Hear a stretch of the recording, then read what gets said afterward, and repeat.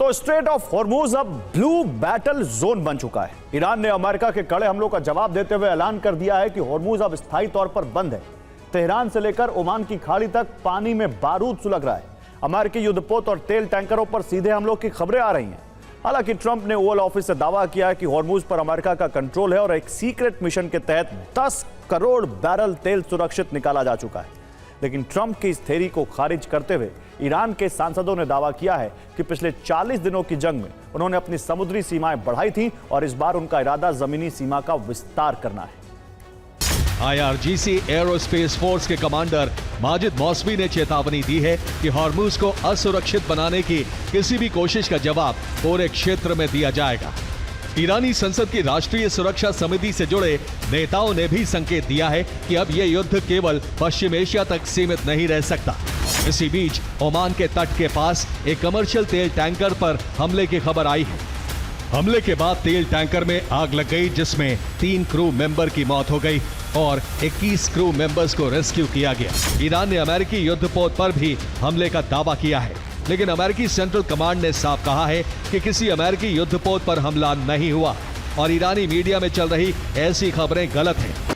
और ईरान इस युद्ध के बहाने विस्तारवाद की कोशिश में भी लगा है। ईरान के टारगेट पर हॉर्मुज के नजदीक कम से कम 4 मोर्चे हैं। पहला है अबू मूसा द्वीप। हॉर्मुज स्ट्रेट के मुहाने पर स्थित यह रणनीतिक द्वीप ईरान के नियंत्रण में है, लेकिन यूएई इस पर अपना दावा करता है। दूसरा है ग्रेटर तुम।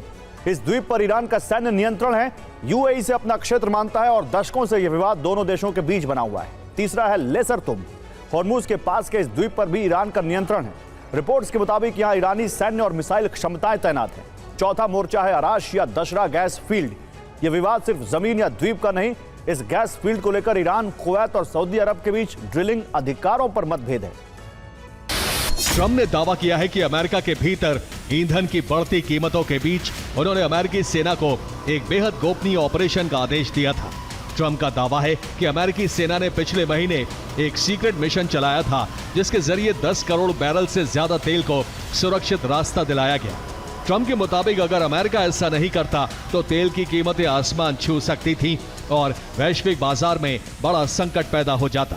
इस सीक्रेट मिशन का मकसद हॉर्मुज स्ट्रेट के रास्ते वैश्विक तेल आपूर्ति को चालू रखना था, ताकि अंतर्राष्ट्रीय बाजार में कच्चे तेल की कीमतें $250 प्रति बैरल के डेंजर मार्क को न छू सके। डोनाल्ड ट्रंप ने कड़े लहजे में यह भी कहा कि जब तक यह युद्ध पूरी तरह समाप्त नहीं हो जाता, तब तक अमेरिकी नौसेना इस रूट की सुरक्षा करती रहेगी। ईरानी राष्ट्रपति मसूद पेजेश्कियान का कहना है कि बिजली, पानी, परिवहन और दूसरी महत्वपूर्ण व्यवस्थाओं को निशाना बनाने की धमकियां ताकत नहीं बल्कि बेबसी का संकेत है। पेजेश्कियान ने कहा कि ईरान दबाव और धमकियों के बावजूद पीछे नहीं हटेगा। तो पश्चिम एशिया इस समय बारूद के ढेर पर बैठा है और लेबनान से लेकर ईरान तक महायुद्ध के बादल मंडरा रहे हैं। लेबनान की जंग अब इजराइल और ईरान के बीच एक बड़े संग्राम में तब्दील होने वाली है, जिसका युद्ध घोषणा नेतन्याहू और मुस्तफा ने पहले ही कर दिया है। लेकिन इसी बीच इजराइल को तुर्की की वार्निंग ने पूरे पश्चिम एशिया में हड़कंप मचा दिया है। क्या ये किसी बड़े महासंग्राम की आहट है? देखिए इस रिपोर्ट में। हिजबुल्लाह ईरान की सबसे बड़ी और सबसे मजबूत ढाल है। हिजबुल्लाह केवल एक संगठन नहीं है बल्कि ईरान का सुरक्षा कवच है, क्योंकि ईरान जानता है कि अगर इजराइल ने कभी ईरान के परमाणु ठिकानों पर सीधा हमला किया तो हिजबुल्लाह इजराइल पर हजारों मिसाइलें दागकर उसे भारी नुकसान पहुंचा सकता है। हिज्ब ईरान के लिए शक्ति संतुलन का हथियार है। अगर हिजबुल्लाह कमजोर हुआ तो ईरान का दशकों पुराना शक्ति संतुलन ध्वस्त हो जाएगा, जिससे ईरान खुद को सीधे तौर पर असुरक्षित महसूस करेगा। कि इजराइल की लड़ाई लेबनान के नागरिकों से नहीं बल्कि हिजबुल्लाह से है। हिजबुल्लाह ने लेबनान को बंधक बना रखा है और लेबनान को ईरान के इशारों पर काम करना बंद कर देना चाहिए और इजराइल के साथ शांति स्थापित करने के लिए आगे आना चाहिए। सीरिया और लेबनान दोनों ही तुर्की के बेहद करीब हैं। सीरिया तो तुर्की के साथ एक लंबी सीमा साझा करता है। इजराइल इन देशों पर हमले करता है तो इसका सीधा असर तुर्की की सीमाओं पर पड़ता है और हमले की वजह से लेबनान से विस्थापित लोगों का बोझ तुर्की पर बढ़ सकता है। तुर्की पहले ही 30 लाख से ज्यादा सीरियाई शरणार्थी संभाल रहा है।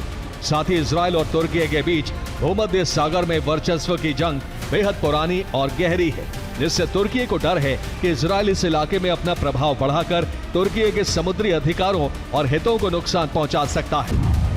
दक्षिणी लेबनान के तायर में 13 लोगों की मौत हो गई है। 2 मार्च से लेबनान पर हुए इजरायली हमलों में कम से कम 3,696 लोगों की मौत हुई है और 11,413 लोग घायल हुए हैं। रिपोर्ट के मुताबिक आईडीएफ के हमलों में 3 अस्पतालों को बंद करना पड़ा, 17 अस्पतालों को नुकसान पहुंचा। अमेरिका ईरान मुद्दे पर बुरी तरह से उलझ चुका है। ट्रंप की हमले की रणनीति हो या फिर वार्ता से हल की कोशिश, सब कुछ नाकाम साबित हो रहा है और ट्रंप पर सवाल उठ रहे हैं।